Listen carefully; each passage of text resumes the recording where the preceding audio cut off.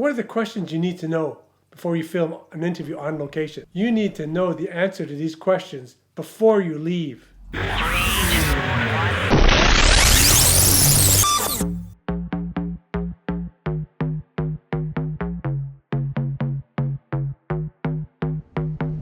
This depends on many things, of course. Where's your film going to be shown? What are your availabilities? What's the budget? I find these invaluable.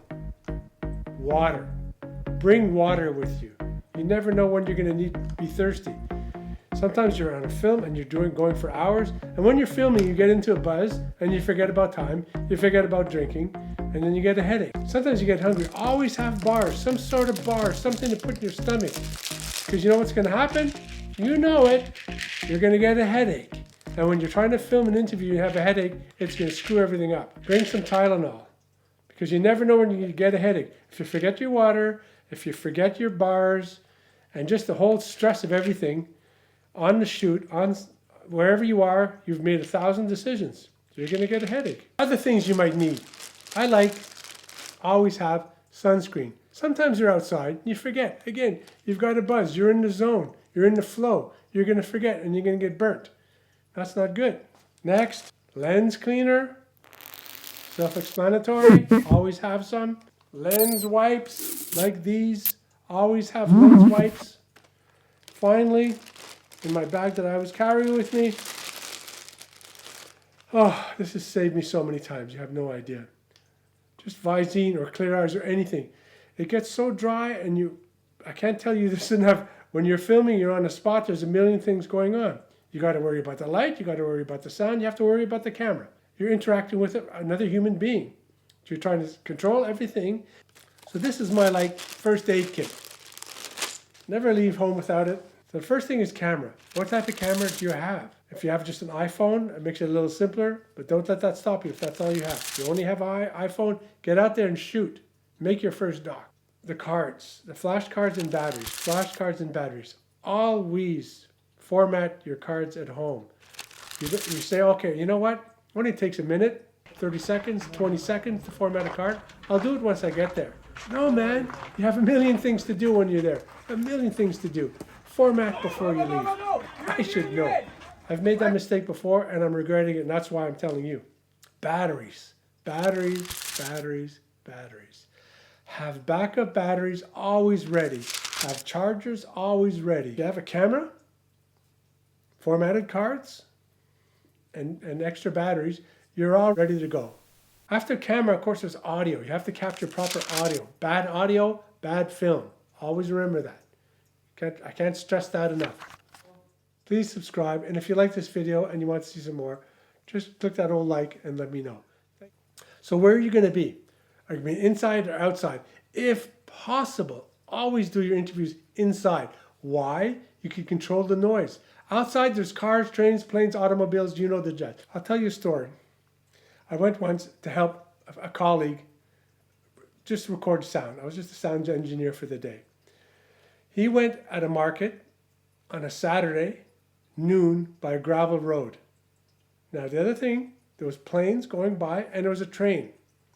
You couldn't hear a thing.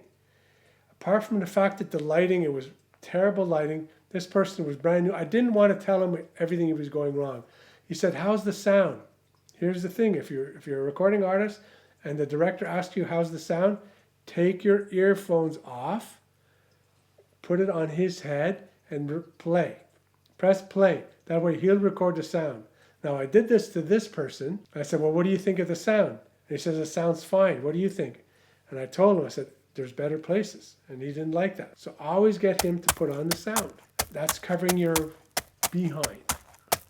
So always try and be inside. If you're outside, always be aware of the environment. Very important. Now, if you're inside, air conditioners, fridges, cats, dogs, phones, everything. Silence everything. Silence everything. You don't want to hear a thing. Don't take a chance. Because if you don't have a sterile environment, you're going to pick up all sorts of sounds, and all that work you've done is going to go to naught. Next, lighting. What type of lighting? Outside, sometimes you do have to interview outside, but for a sit-down, long-form interview, It's always better inside. Lighting itself is a whole different animal to do. The very basics are get everything black, close the windows, do everything, and light with 3 or 4 point lights. If you don't have lights, then you work with the windows. But be aware of the sun, because the sun moves. And if you have one shot, one quote from the start, and then the sun moves, then you have another quote, and then in post, you put those two answers together, it's going to throw the audience off. They're not going to listen to what you're trying to tell them. They're going to be taken off, and they're going to look somewhere else. And you want to keep that focus. Always tripod, always tripod, always tripod. I always go back to the basics of someone says, how do you film? No pan, no tilt, no zoom, use a tripod. 1, 2, 3, 4. No pan, no zoom, no tilt, use a tripod. If you use those 4, you're already in the 90th percentile, because people will make that mistake. So get a tripod. And if you can't get a tripod, use some books, figure it out. Don't have someone hold it, because breathing, shaking, moving, get a tripod. The location. Are there going to be cars? Are you going to be able to get there? Is there traffic? Make sure you can get to this location easily. So I cleaned that up a bit, but I'm a working filmmaker, so it's going to be messy. I don't work in a museum, but I do try to keep it clean. But I always think, okay, what's the viewer? What's the viewer? So I'm trying to show that, because the whole idea behind my channel is to help people make better documentary films or start to make their first documentary film.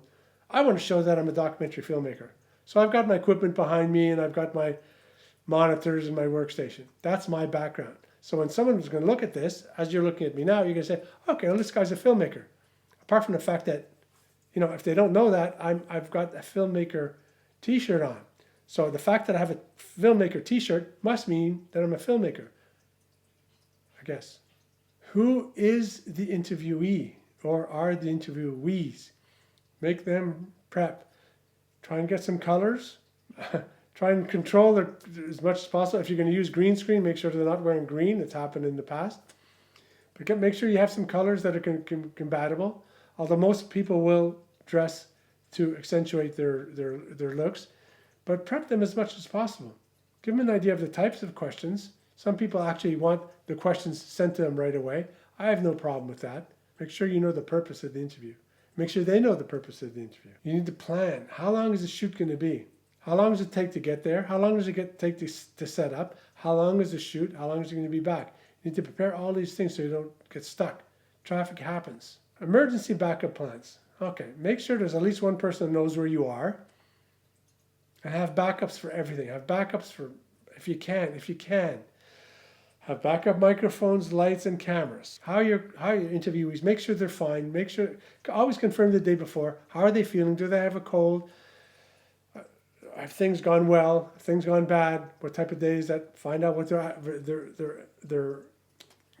their mood is. If things have gone wrong, and I know you've planned, you've set out the days, the day before you plan everything, then you have the shoot, then the day after you have to take everything down and put it away and upload the material. I know you've planned this for a long time, but if the client isn't right, batteries do go out. Shit! Having clear answers to this question helps. There's so much to do. Going on location, like I'm doing with Emery right now, and meeting Cassie for the first time, which is part of this documentary, is absolutely phenomenal. I don't know. Sitting there and filming an interview is one of my most favorite things, especially with great people. So now that you're completely prepared, nothing's going to go wrong, right? Wrong. Being an independent documentary filmmaker means you have a lot of things to think about, a lot of things. Invariably, something goes wrong. Like a light going out, a battery going out, something's going to happen, you're going to forget something. So you know what you do?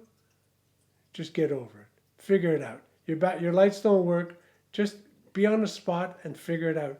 Always be cool. Never let the client know something's wrong, unless it's like ridiculously obvious. But usually just say, okay, well, this happened, and my battery, or I didn't choose the right lens, or that's the filmmaker's mantra. How do I fix this? How do I fix this? how do I fix this? Something went wrong.